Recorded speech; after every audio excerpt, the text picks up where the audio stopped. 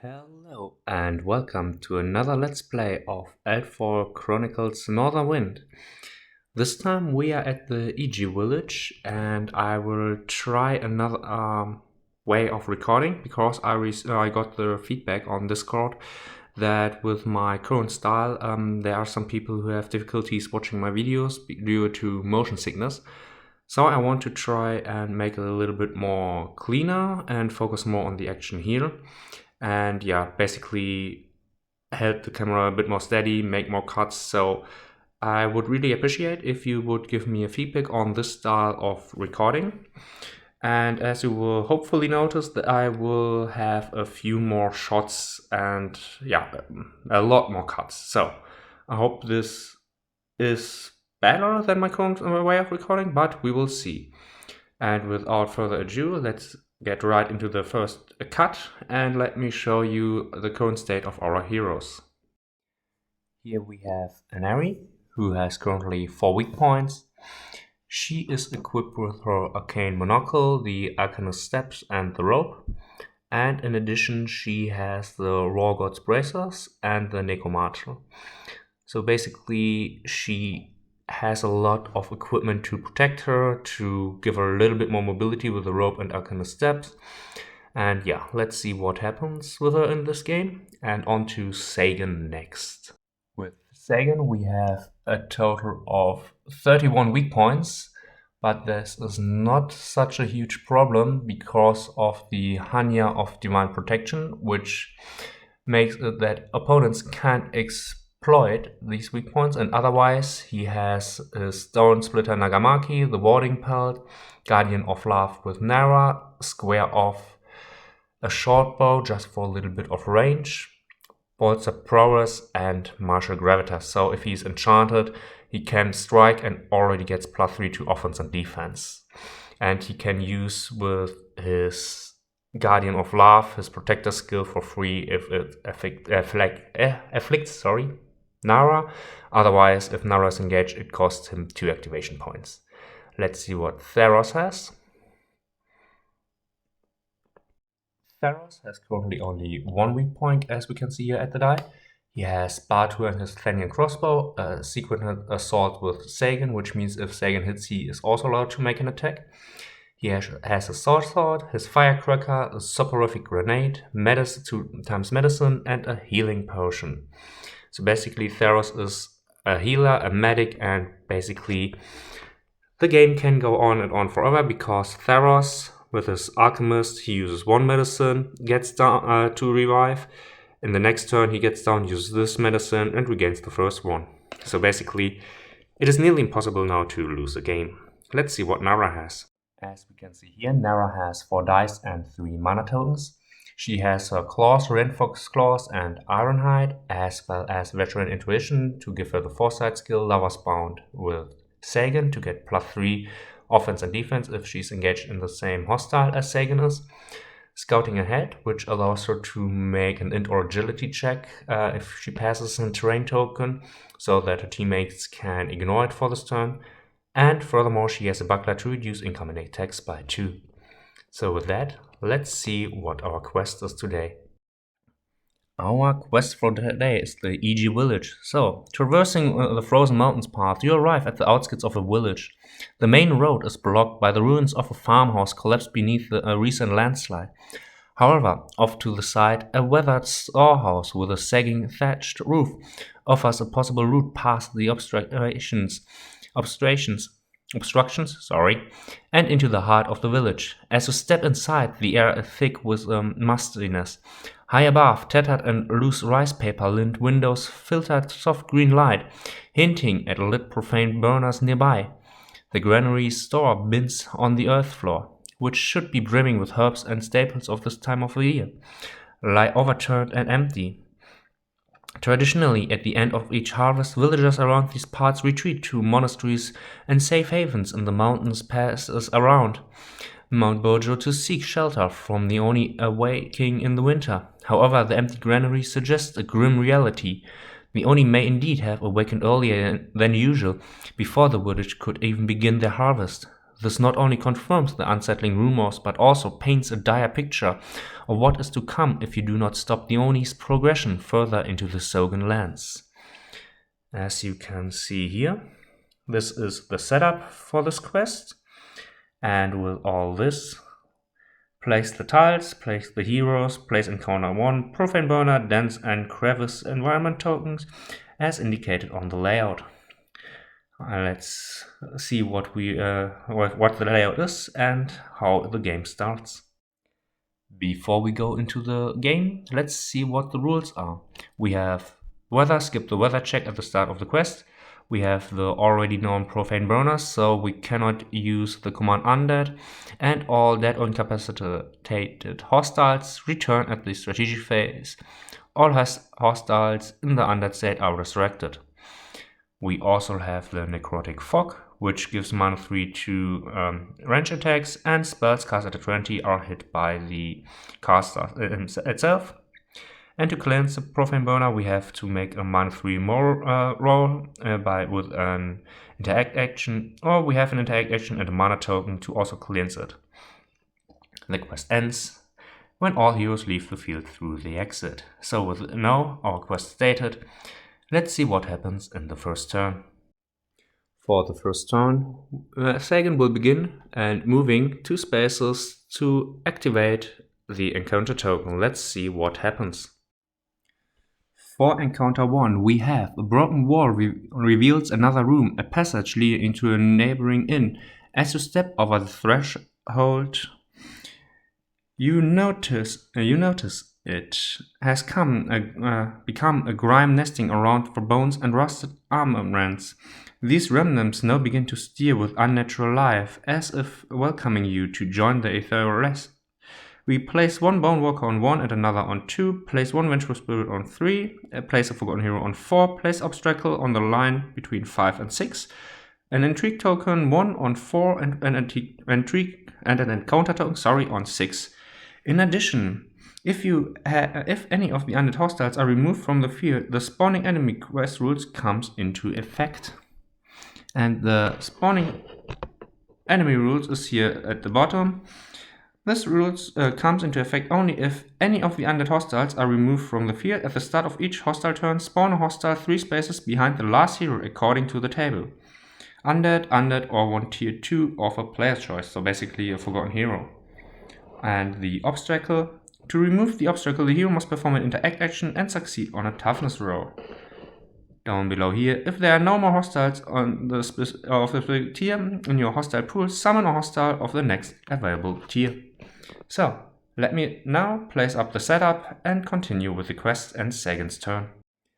Okay, with all the marker and hostiles placed, Sagan will continue his activation by dodging into the space. This will trigger an activation from this Bone Walker and also the Forgotten Hero. The Forgotten Hero will try to attack Sagan, as well will the skeleton, the Bone Walker, and Sagan will try to dodge the attacks. So basically Sagan trying to dodge the attack of the Bone Walker. It's a 17.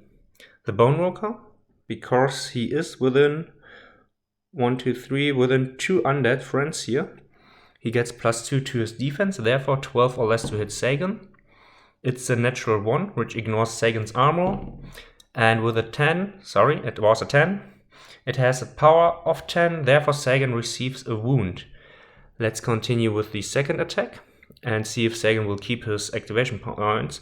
So here, Sagan rolls a 6 to dodge. Is it another critical hit? It is only a 15, which would be above the accuracy of 14. Therefore, it is a miss anyway. So let me just put down 1 wound on Sagan and then continue with the next activation.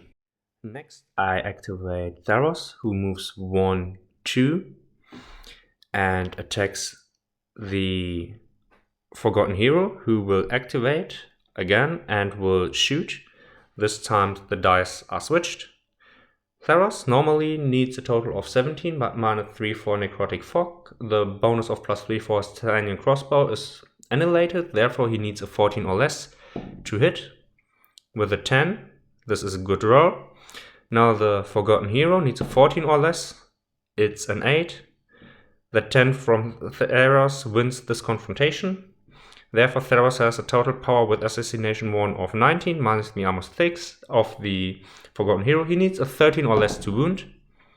And with a roll of 3, he puts a single wound onto the Forgotten Hero. So, let me think what I will do next. With the Forgotten Hero out of activation points, I want to activate Anari next. She moves up 2 spaces and then casts Melting Touch on Sagan so that he can ignore armor. This triggers Sagan's Synergy card of Martial Gravitas, which allows him to make 1 strike melee attack if he becomes enchanted or healed. And in addition to that, also Sagan's Bolstered Prowess is activated, which gives him +3 to offense and defense. Therefore, Sagan has 1 attack because of the Martial Gravitas, and he uses his Fencing Art 3 for a second wind. Let me just get another die.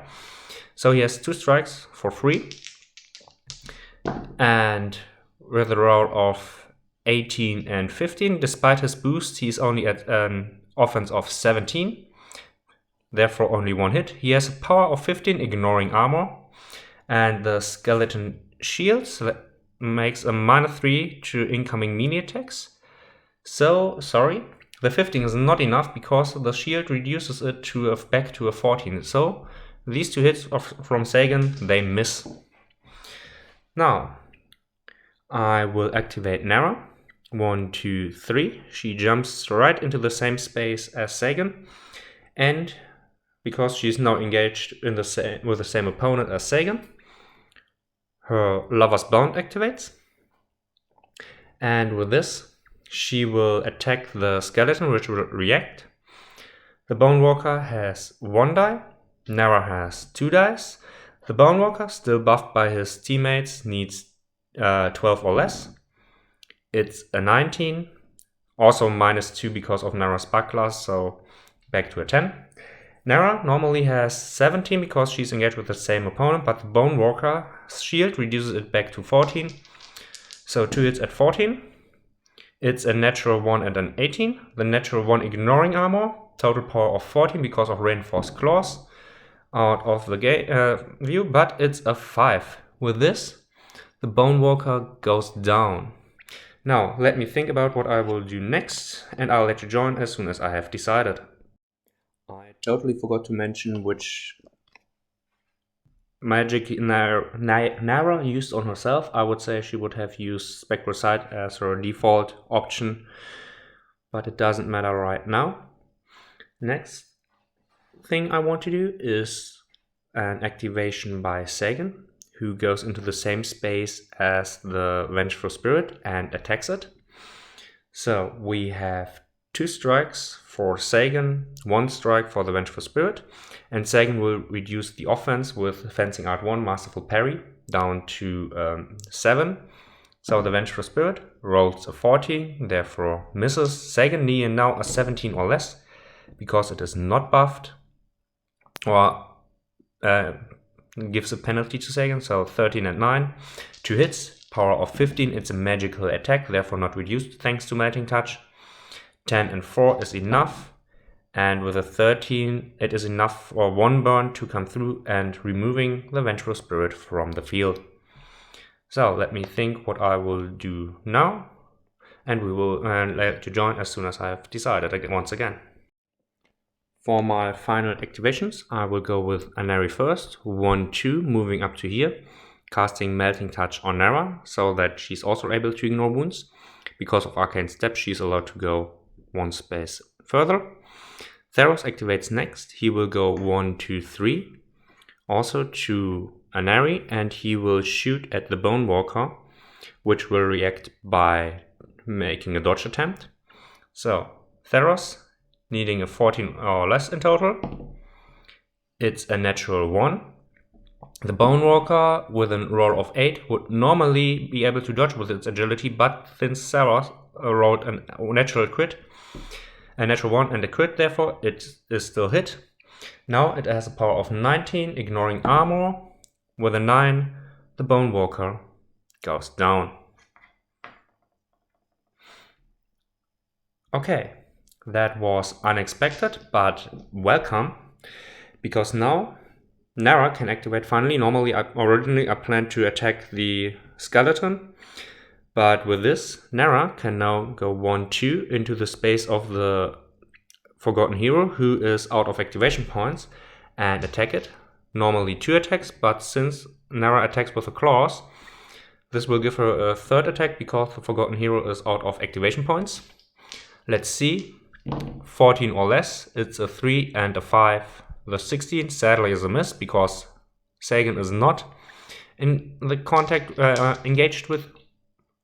Okay, he is. I just want to say he isn't, but because this one is a 2-slot field or space, it is now fully occupied and Sagan counts as being adjacent to it, so the 16 is also a hit.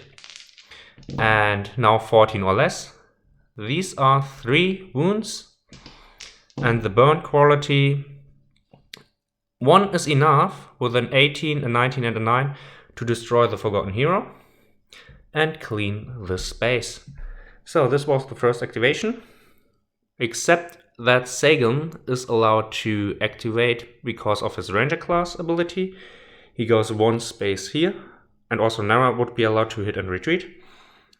With this, these 2 heroes go there. And yeah, for the moment I'm glad with this, because now since any of the undead is down, the spawning will activate. But before that, let me just prepare the hostiles turn and roll on the spawning enemies where we'll want to join you. Okay, as you can see here at the start of the hostiles turn, let's see what the dice say. It's a 9, and these are 1 tier 1 undead. Now spawns 3 spaces behind the last hero. Let's see what that means.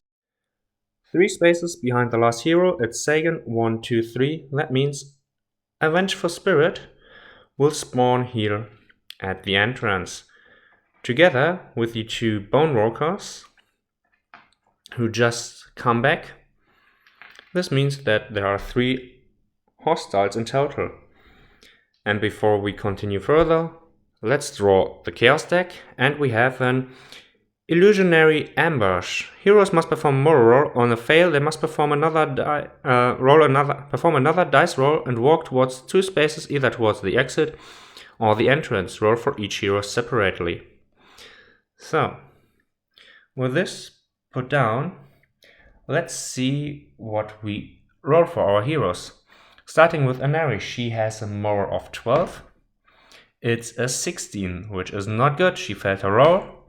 With a roll of 3, she walks 2 spaces towards the exit, where we have an obstacle.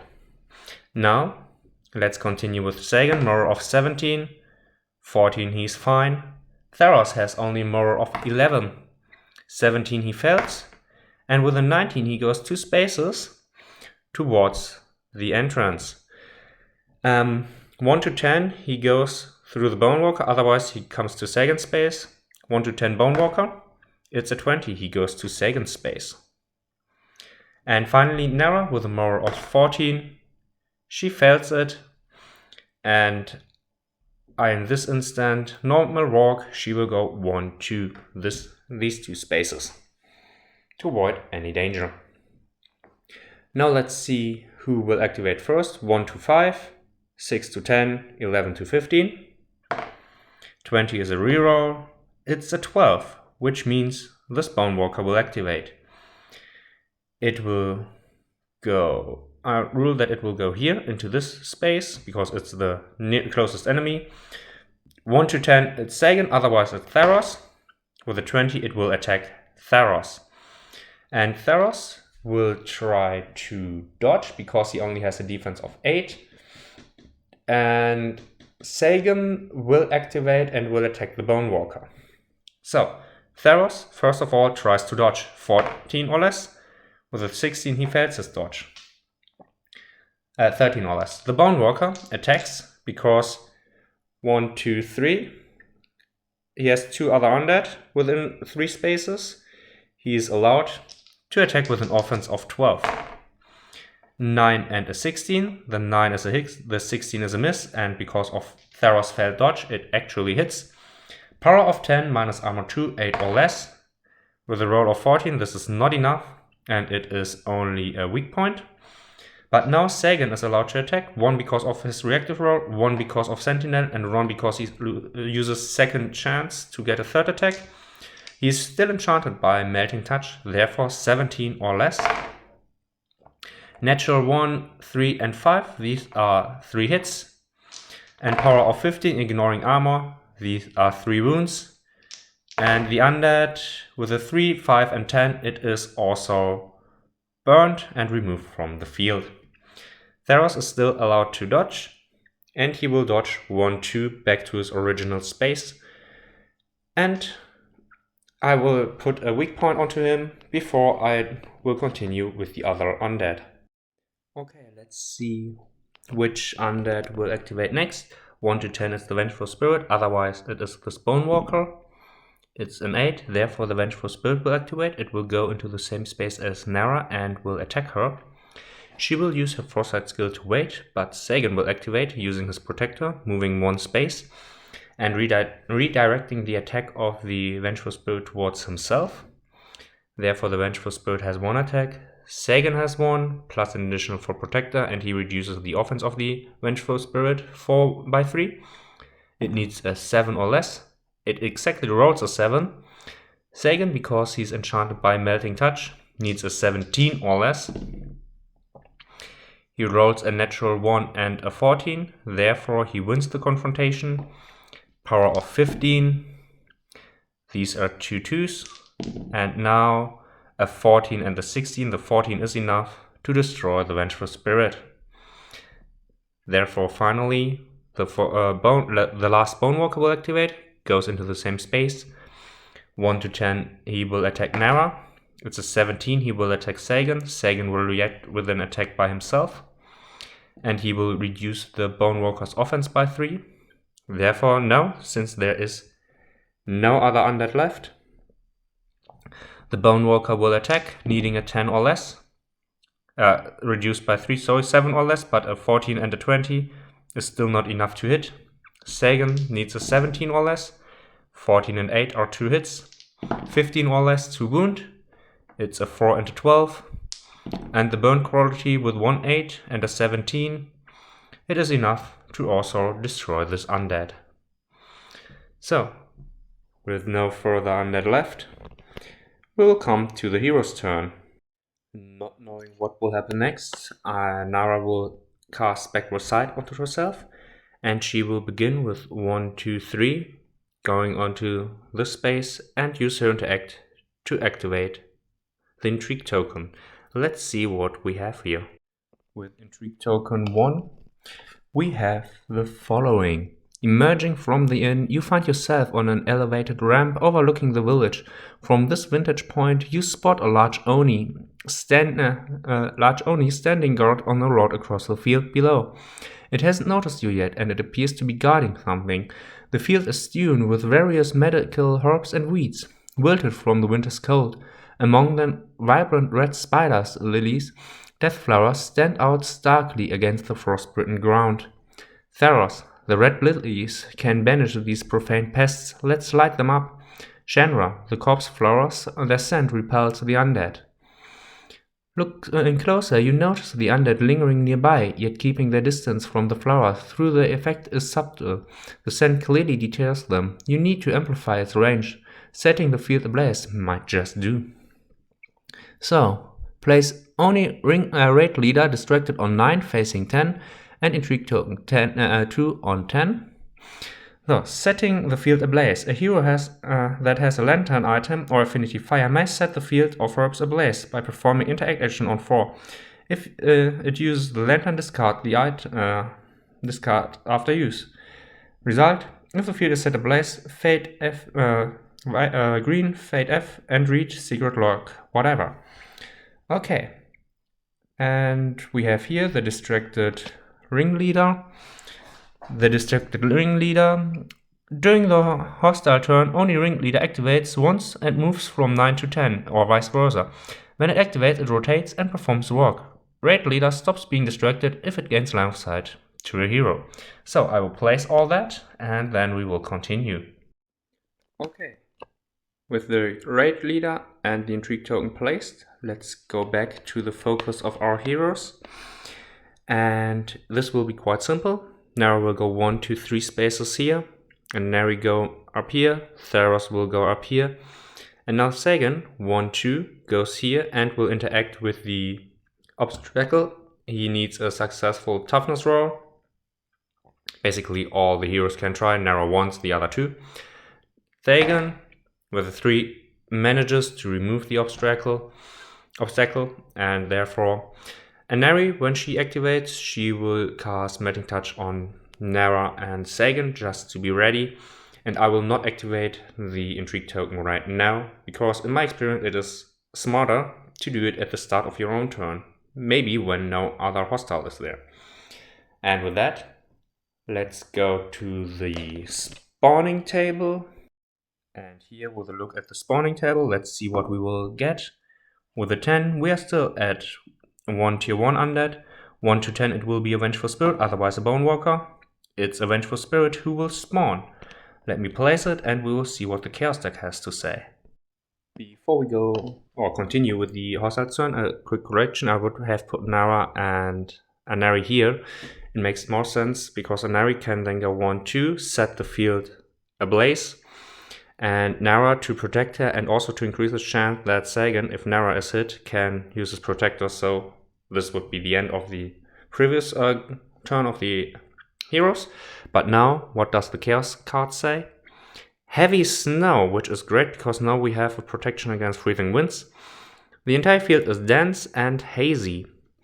With dense, let's have a look at our quick reference.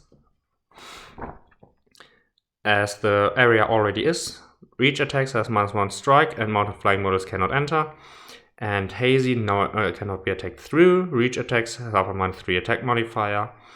And range attacks into or against target inside have half the attack modifier. But thanks to Batu, Theros can ignore all of this. But we still have a little protection against freezing winds.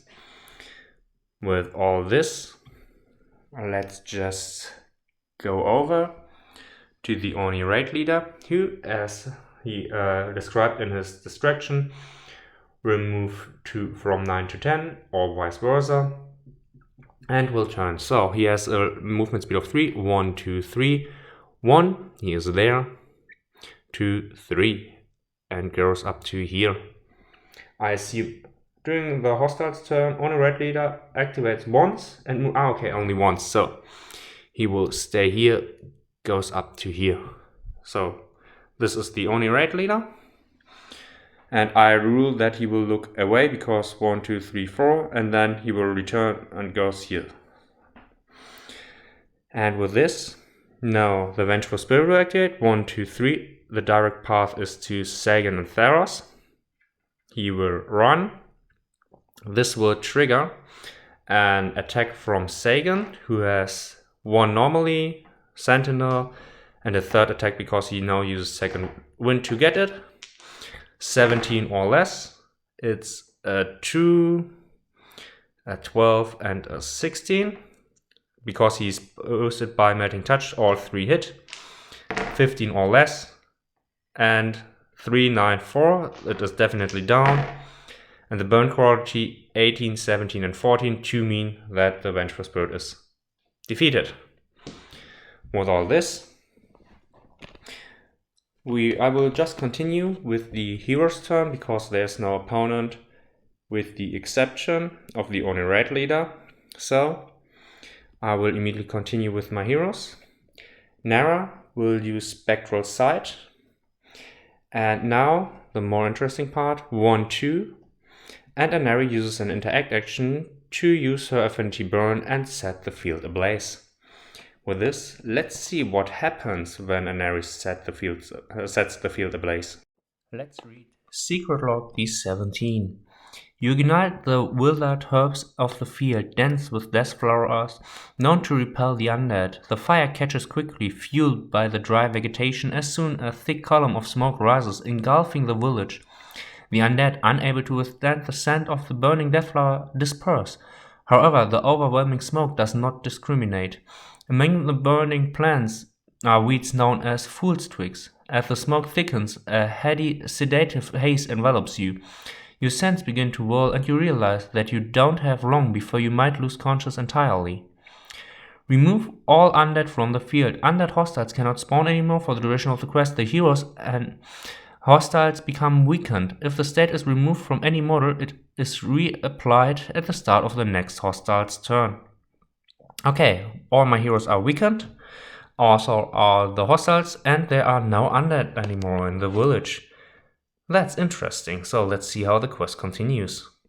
Now, with the whole settlement engulfed in a fog that weakens, I've read on weaken, which half the toughness and gives -1 to strikes. There is nowhere in the rulebook or in the state itself written that it is kept at minimum 1 strike. So this means I can assume that 0 is the lowest one, which is stated in the rules, and means that an attack automatically hits, which might become very interesting, especially for reaction. So let's see. Now Anari will immediately go 1-2 back here and casts Melting Touch on Sagan, which, let me just have a look. Melting Touch has a strike value of 1, which would be reduced to 0. So with this mentioning, there will be only Water Lash, which has a strike of stamina, and Ice Spikes. Otherwise, Anari cannot cast anymore. So no Melting Touch for Sagan, and no other enchantment, but Anari has the Enchanter class. Therefore, she doesn't roll, and the Enchanter class is not... here it is. Cast enchantment on allies without a roll. Therefore, she does not roll, needs no strike, and still can cast. Sagan gets Melting Touch, and she can move 1 space. Anari is out of activation, but Sagan moves 1 space to Intrigue Token 2, and let's see what happens here. Okay, Encounter 2. Having managed to push through the blocked door of the inn, you find yourself briefly relieved, only to see more undead surging towards you, relentless in their pursuit. Luckily, we just put the field on fire, so no undead, no Forgotten Hero, no Vengeful Spirit, but we will place Encounter 3 before we continue with the heroes. Okay, with the Encounter 2 done and no hostile spawn, I have also decided that I will stop the spawning enemies, because it only spawns tier 1 and tier 2, which is the Forgotten Hero, is the only tier 2 in Northern Wind. I could use the models or miniatures from the skirmish, but honestly, I will want to stay in the spirit of the game, therefore only the undead one, and with this, no spawning anymore. And they wouldn't come closer, so therefore I will not do that.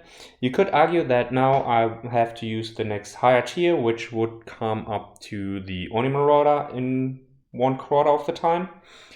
But I will not do that, because I have the miniature. I could place it, but another rule overrides it, so I will just shorten it, and I will place it, I will remove it, so now it's done. But with all that said, Theros will go up to Nara, and Sagan will go back here and end the hero's turn with this. Only Sagan is enchanted, and let me just have a quick look at Nara. Nara can cast Second Chance. It has a strike value of 2, reduced to 1. She will cast Second Chance on Sagan in a hope to heal him his 1 wound. It's a critical hit 1, therefore Sagan heals 1 wound.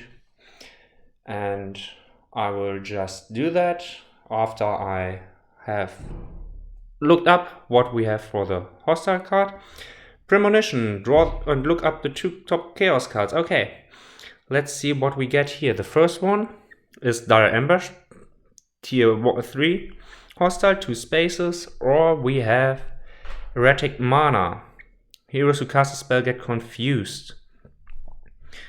Looking at the game board, I think I will go in this instant. What is it? I apply 1 and the other one is, I will use Erratic Mana. Therefore my heroes will now be confused, but Dire Ambush will be put down and goes right down at the end, or near the end of the Chaos deck. And this Oni Ringleader will walk up to here. I will try to get the wound tokens. Sorry if I shake the recording a little bit. But now the heroes can continue with their tasks. So the hero's turn. Sagan will go 1, 2, 3, 4. Nara will follow 1, 2, 3, 4, 5, 6. And Nari will go 1, 2, cast Melting Touch on Sagan, and then 1, 2, Melting Touch on Nara. Theros 1, 2, 3, 4, 5, 6 goes up to here. Nara and Sagan are allowed to move. Sagan will go up to here, or better, go up to here. 1, 2. And Theros can... Sagan will go here. Theros goes up to here, and Nara goes up to here, and a chance to help protect Anari. So, both of these have Melting Touch. Maybe I should start using Melting Touch on Theros in combination with his Sequential Assault from Sagan. But with this, let's see what happens with the Chaos card.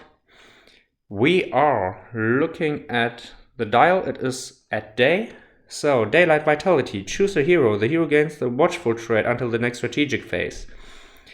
It's a great card, but sadly not relevant right now, because we're standing here. The Oni Marauder just came back. It should have stopped with me here being distracted right now. So this is actually useful.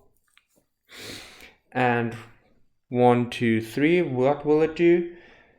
Line of sight enemy, no. Other rotate, it has line of sight.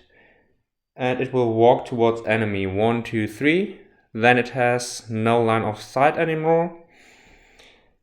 And it will otherwise rotate, walk towards enemy. Okay, so 1, 2, 3, it will go here. It has no longer line of sight. It will rotate once, it will rotate twice. It will stand there. That was the hostile's turn. And I somehow have to activate the encounter. So I will do that by Theros. And Nara will cast Spectral Sight in her turn.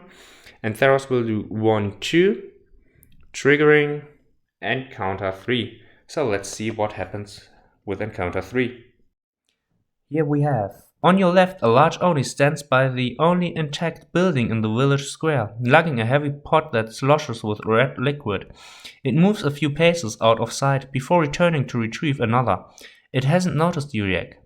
Setup ignores encounter 3 setup if you resolved intrigue 1. Okay, it's because of the Oni Ringleader.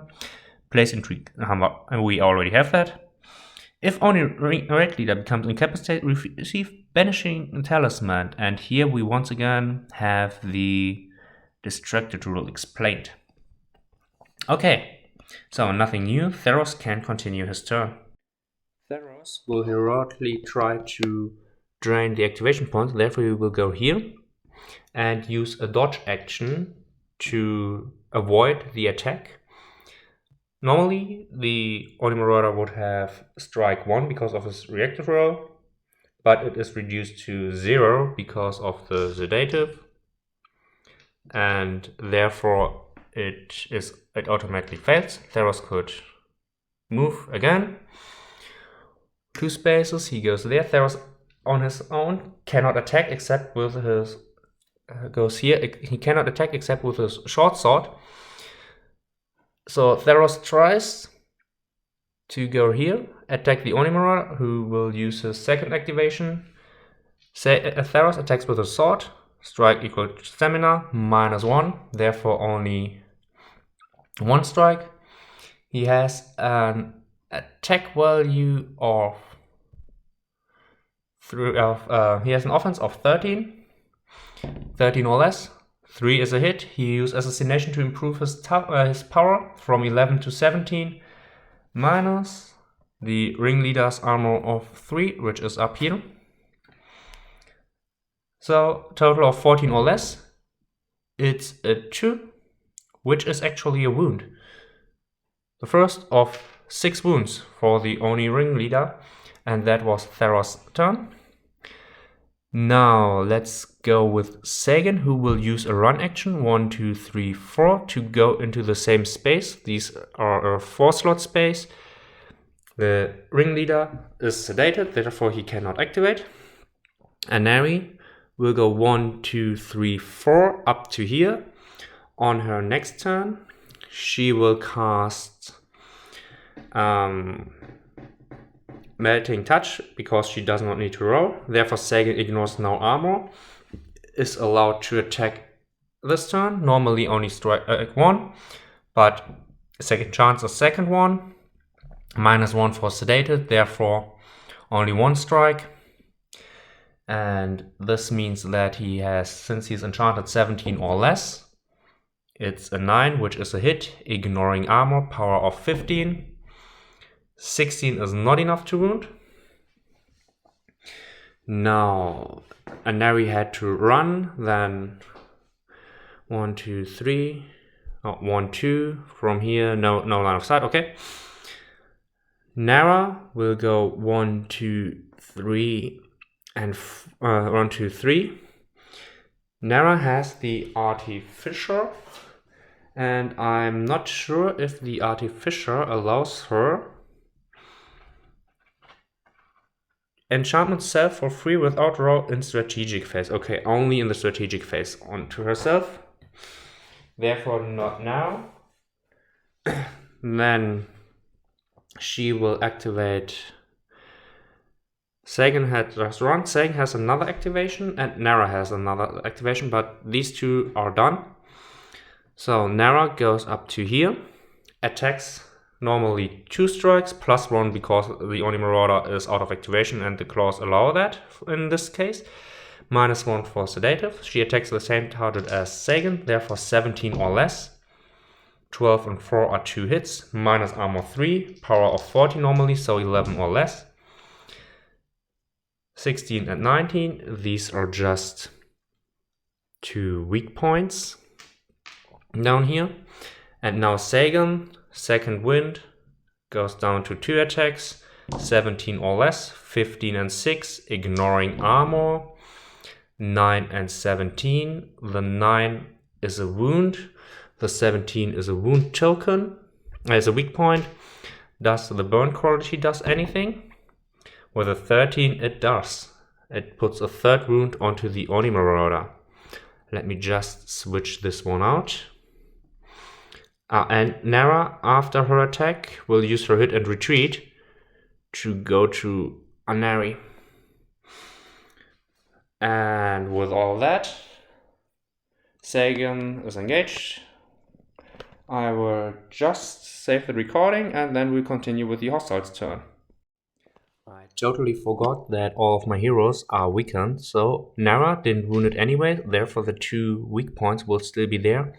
But the 2 hits from Sagan I have to reroll because I don't want to look up what it was. I am too late for that, and I mean this is basically more or less the same. It can only get worse. So Sagan had a power of 15 originally, therefore it is half to 7.5, 8 or less to wound. 18 and 10 is not enough, therefore it only gets 2 more weak points and not a wound. Therefore 4 weak points and no wound and no bleeding because of Sagan's Nagamaki. Now, the Oni Marauder's turn, but before that, we have Blinding Light. Highest Yosta on the field suffers the confused state until the next phase. And the confused state, common traits, common states, confused, halved offense, defense, okay, basically all of the good stuff is halved, including now his toughness because of the burning field. So, the Oni Marauder, or ringleader, will attack. Theros will try to dodge. Sagan, we want to attack 1 to 10 at Theros. He will attack Sagan, so Sagan will react with a confrontation. Theros will dodge, and these two will wait and see what happens. Theros trying to dodge with his agility of 13. 17, he fails. So, Oni Ringleader, normally 2 strikes, -1 for the field. Sagan has 2 strikes, -1 for the field. The Oni Ringleader's offense is halved to from 14 to 7, and Sagan... Sagan will use second chance to get another attack. So, Oni Ringleader needing a 7 or less. With a natural 20, he fails. Sagan, 17 or less, 2 hits. Toughness is reduced, therefore once again 8 or less to wound. 13 and 11, not enough. Theros is able to dodge, 1, 2. Goes back to here. And Anari will also use this chance to cast Ice Spikes. Normally, okay, she cannot cast because reduced to 1 strike, reduced by 0. Okay, that doesn't matter, she does nothing. Second attack by the Oni Ringleader against Sagan. Sagan once again, same procedure, confrontation, 7 or less. It's a 13, not enough because it is confused of the Blinding Light. Sagan, natural 1 and an 8, 2 hits, both ignoring armor once again, therefore I roll it together. And it's a 3 and a 5. Both are now enough to put 2 wounds onto the Oni Marauder, or Ringleader. The burn also only, sadly, 8 or less. Natural 1 and a 5 again, 2 additional wounds. That was a successful attack from Sagan, putting 4 wounds despite being weakened onto the Ringleader. But now, the Ringleader, last attack, 7 or less. It's a 9. The Blinding Light really saved Sagan here. And with this, let's continue with the hero's turn. And the hero's turn will start with Anari moving up to here, casting Melting Touch on Sagan because it does not roll. Sagan therefore is allowed to attack the Oni Marauder, who could only react to Anari, therefore no reaction. Normally Sagan only 1 attack, second chance to get a second one, -1 for the weakened state, therefore 1 attack, 17 or less to hit. It's an 11, which is a hit. Power of 8. It's a 16, no wound. Now let's see, do we have anything else to enchant Sagan? We can cast Cutting Chill onto Sagan. Enchanter's model melee attack gain +2 power. When the enchanted model hits a target with a melee attack, the target becomes immobilized. Therefore, let's go with the never used before Water 1 enchanting from Anari, Cutting Chill on Sagan. Now he has power of 17, reduced to 17, 8.5. Therefore, it's a total power of 9, 1 higher, 1 strike. Sagan hits, 9 or less. A 4 is a wound, which is the 6th wound. The burn is not enough, but I will just remove the Oni Marauder because it doesn't matter anymore. And Anari is out of activations. All my other heroes can still activate. And the Oni Ringleader is down. With this, Nara goes up to here, Sagan goes up to here, Theros goes up to here, and my heroes will wait a turn before I will go here, because I still want to know what this intrigue token does. Let's see here. Reckless Abandoned, Tier 1 hostiles gain sweep 1. Okay, it doesn't matter.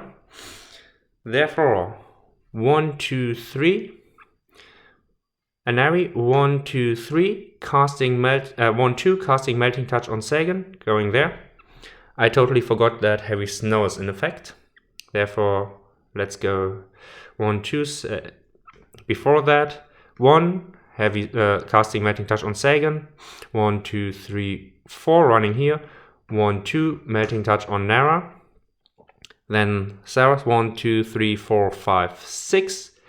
Sagan, 1, 2, 3, 4. I totally forgot to put a synergy card out. I just noticed.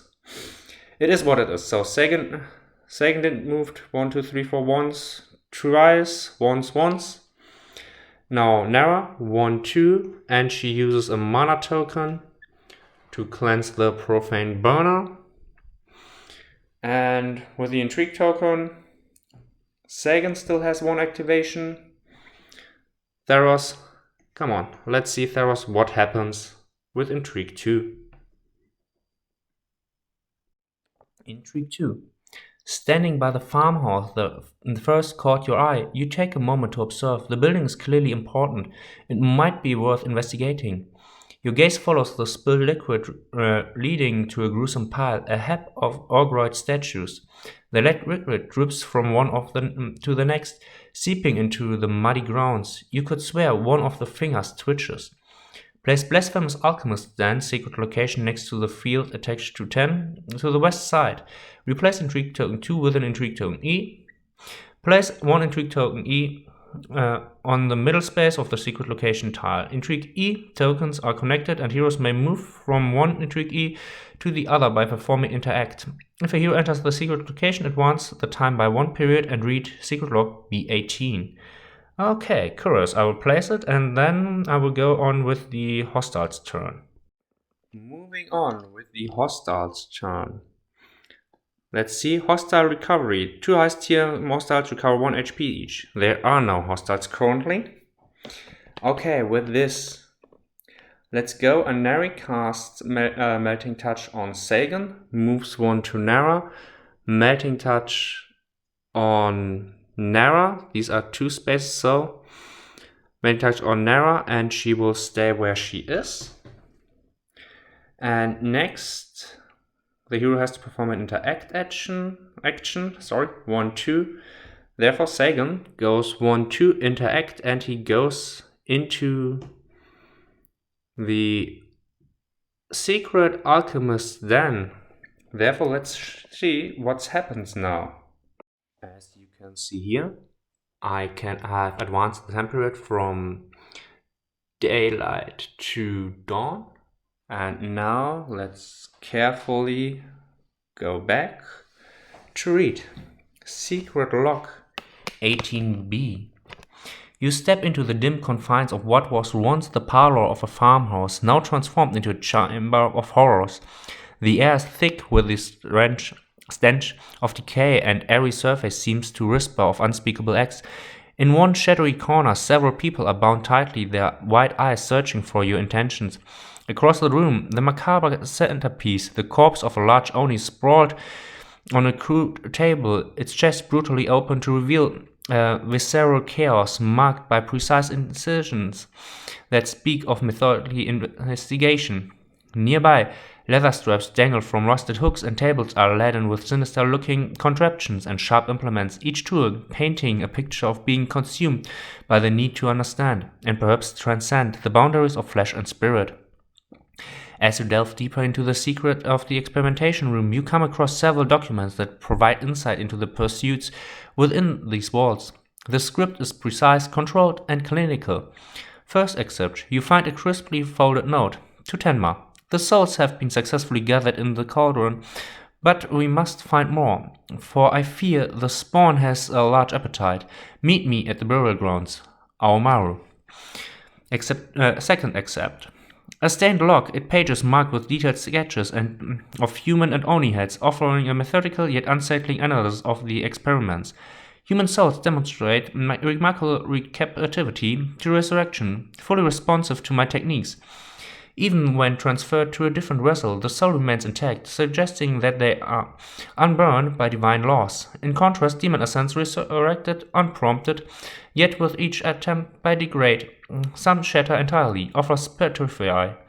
I now believe it is crucial to separate and capture the essence before the body fails, lest it to be lost forever.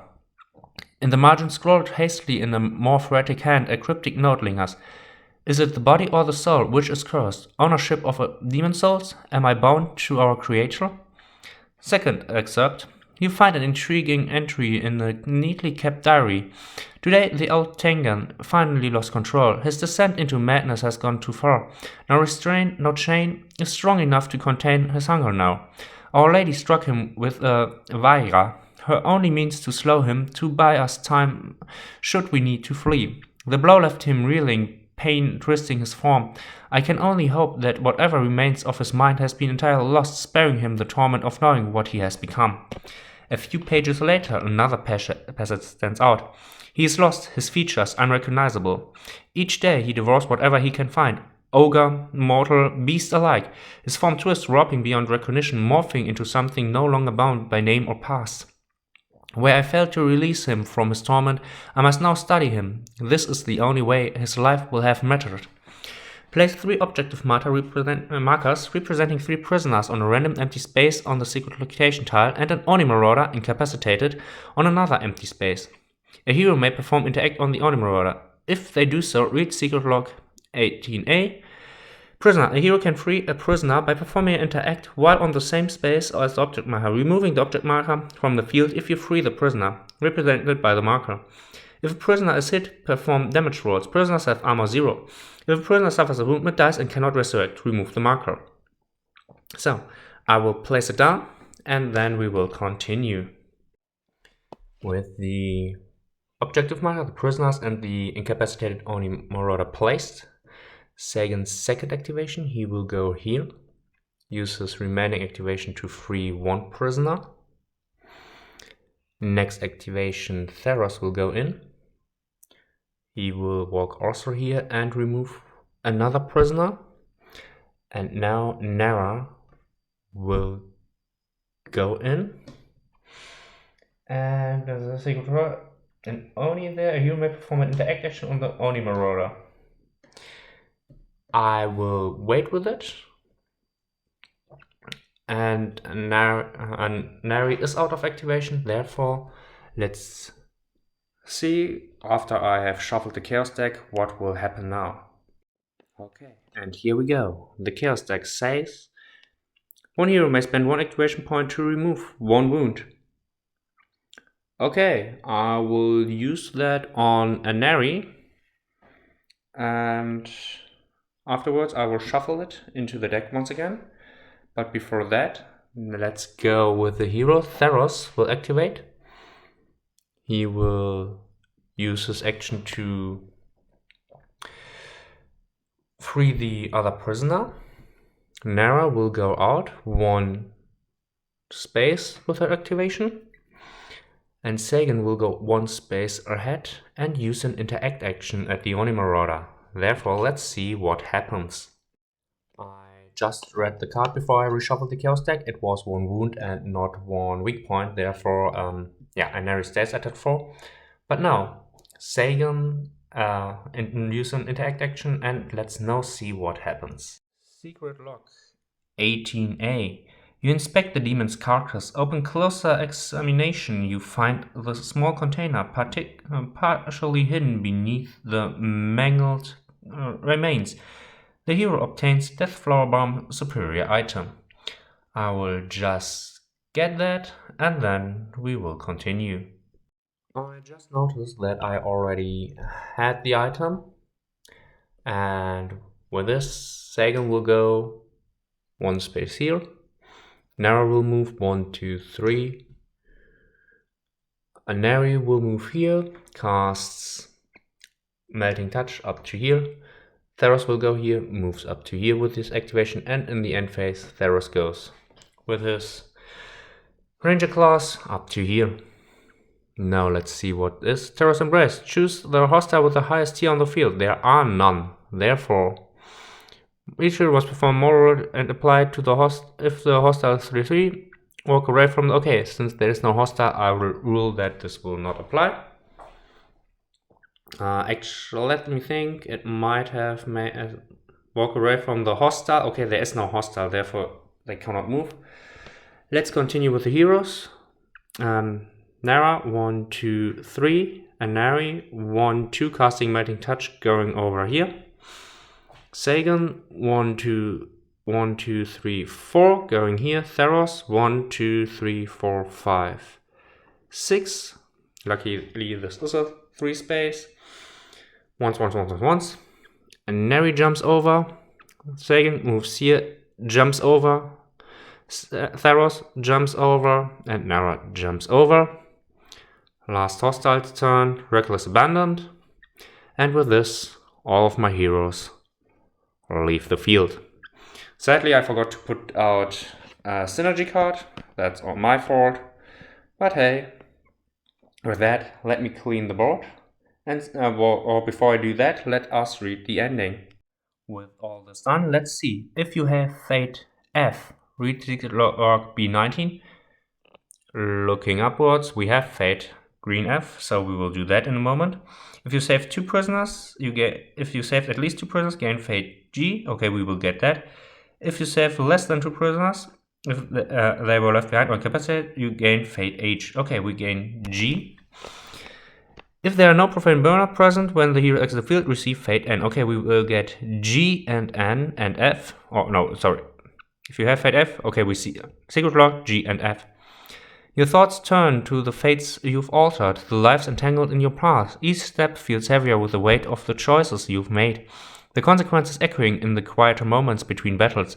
The crimson light on the moon bathes the world in its eerie glow, reminding you that time is running short and destiny looming just ahead. Okay, I will get the 2 Fate token, G and N, and I will go to Secret Log B19 to see what happens there. Now, Secret Log B19, your limbs grow heavy. Despite your efforts to stay alert, the overwhelming fumes pull you into a deep, dreamless sleep. Advance time by 1 day for time periods. Okay, that comes from the sedative fool's twig we just burned earlier. But it's okay. We have hopefully enough time. Okay, starting with the events. First of all, 1 whole day passed because we burned the flower field and were sedated. So now we are 1, 2, 3, 4, 5, 6 at day 6. And now we have to see. We are currently at the Iji Village. We could go back to the Iji path and then backtrack again to get the last Profane Burner. But so far I think we got a good amount of these. Therefore let's go with 1, 2 and up 1 further space. So with this we have to do 2 events. Let's draw the first event card. Demonic Rebirth. Pale lights drift across the mountainside, moving with an unnatural rhythm. Something once laid to rest has stirred again. Receive Fate M.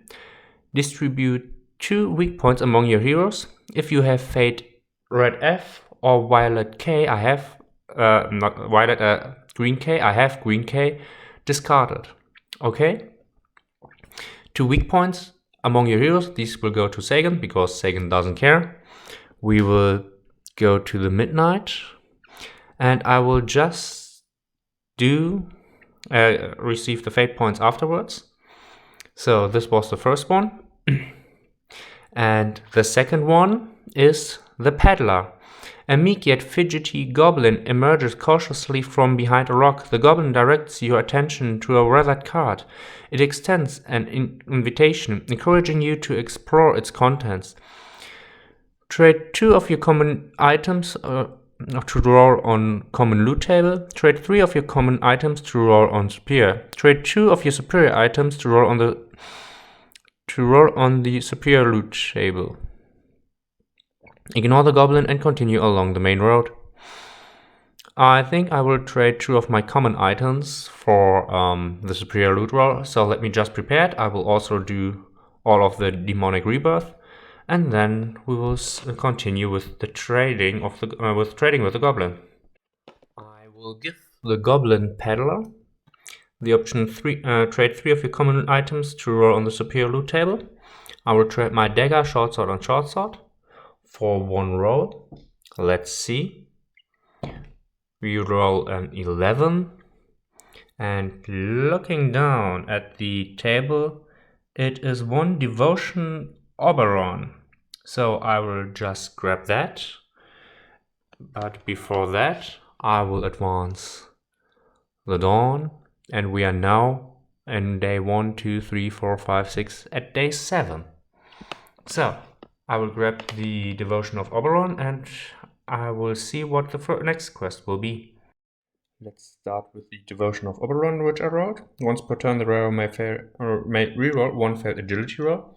This goes to Nara because she has the Scouting Ahead synergy card, and this might come in handy if she's able to reroll her agility checks for this. And now we are at the Sacred Grove, and there are some input. I just turned it around because these are 2 pages. So let us start to dig into the lore. You push forward through the cold fog, each step measured, your breath sharp in the freezing air. Mount Bojo's base looms ahead, but the growls behind you refuse to fade. They are still chasing you. For hours you run, 1 foot in front of the other, until your legs feel numb. Heavy footsteps crunch through the frozen underbrush, never relenting. Your body screams for rest, but hesitation means death. Then, cresting a small hill, you spotted a lush crimson oasis amidst the frost so stark against the frozen wasteland that it hardly seems real. An area that must be the Sacred Grove. Theros, hang in there. If Oberon wills it, we will lose them inside. Tomorrow, something is stirring there. So much power. With a final surge of strength, you quicken your pace. The growls turn to roars, and as you glaze back, you see them, a horde of brutes led by a white-horned Oni. The last 100 strides become a desperate sprint. You won't reach the grove in time, but you don't stop. Just as the Oni close in, you plunge into the grove, slipping beneath its dense canopy.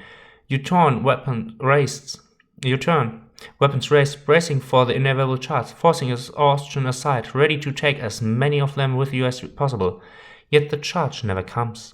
They only halt at the tree lines, restless, snarling. The largest brute grows, snapping at its kin, urging them forward, but none obey. The tension lingers until at last the leader roars in frustration before turning away. Silence follows, thick with confusion. Chandra, first time I've seen the big ones cower like that. Nara, this is no ordinary forest. A powerful spirit resides here. I can feel it, but its power, it is fading. You brush your fingers against the sacred bark of an ancient maple, where a golden sap weeps like molten sunlight. Sagan, amber tear, the divine nectar of the flame god, the kitsune's heal elixir. I've only heard of it. Curious, you reach out to touch the golden fluid. A voice fills your mind. Come to me. You startle, glazing at your companions. Before you can speak, the voice returns stronger this time. Come. The world holds immense power, yet no malice, only urgency. Hesitantly, you follow the call, stepping deeper into the grove. The warmth feels unnatural, the air thick with cerulean embers drifting through the trees. Then, through the veil of red maples, a shrine emerges, its vermilion woodwork aged but intact.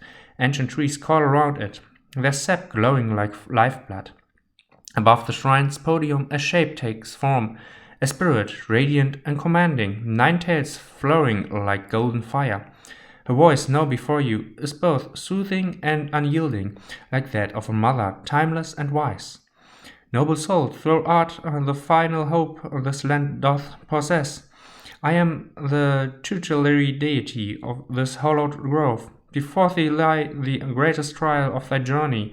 I hath sent premonitions unto mine heiress, the present empress, and I am glad she hath acted. Yet alas, time is against us. Nevertheless, thou canst not overcome these trials in thy current state, battered, worn, and weary. Her eyes flicker golden warmth embracing you.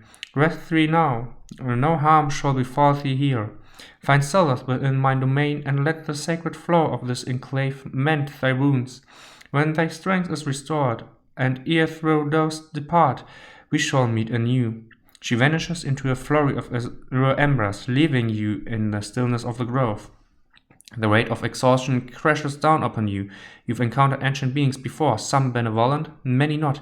You cannot be certain of her true intention, but you have no choice. As the warmth of the grove seeps into your skin, your muscles loosen and your vision fades into hazy stillness. For the first time in what feels like ages, you rest. So, let's go on and see what happens.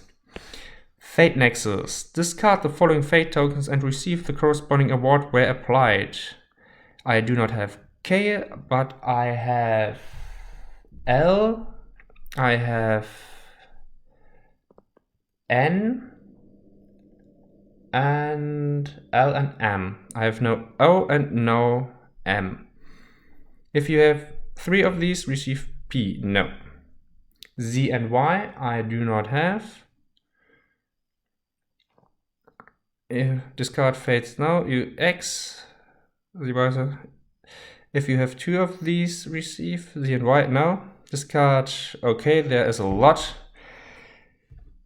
If you have 3 of these, your heroes may choose its light alternative profile. If you have a dark profile. If you have fate M, I have fate M. Discard R and M. I do not have red R, but I do have violet M. Okay, level up. Level 3, you may choose light or dark profiles if your hero has required fates. Okay, I will just do the fate nexus and then I will see what I will get and have for options. Okay, I had for the first one discarded only L and N, therefore I'm missing one to receive fate green P. Next, I have only Y, and therefore I do not have enough to get fate violet X, and I also discard fates similar. If you have 2 of these, receive fate red X. I do not have that too, only have 1. I could discard enough to get the light option of the light profile, but I do not have enough fates to get the dark profile. I also discarded fate M and fate R. Violet M and red R, and yeah, if you have fate violet M, you discard fate red R and fate M. And here we have the heroes options. I have the normal profile and the light profile, and I had a good look at these and at their abilities, starting with Anari. She becomes a marshal, offense 15, defense 13, sentinel, artificial. Sagan becomes not only from defense to offense. Here, as you can see, 14 instead of 16 in the defense score. Less intelligence, less agility. He gets warrior and arms master. Theros becomes a melee combatant with fencing 3 and so on. And Nara can become a caster or a summoner, to be more precise. With Vitalist, she can heal. She gets Invocation, and one with the land Nara can cast summon earth elemental spells. So Nara is actually interesting because of one with the land, but she becomes a caster, and not I have fitted her out to be a scout and a melee. Theros, I fitted him to be a sniper. Sagan is my defense man, and Nara is my enchanter. So basically, I will stay with their normal profiles. And with all that said, I will just switch out the profile cards, and then we'll continue with, I think, let me just turn around to be sure. Yeah, we can now continue with Arc 3.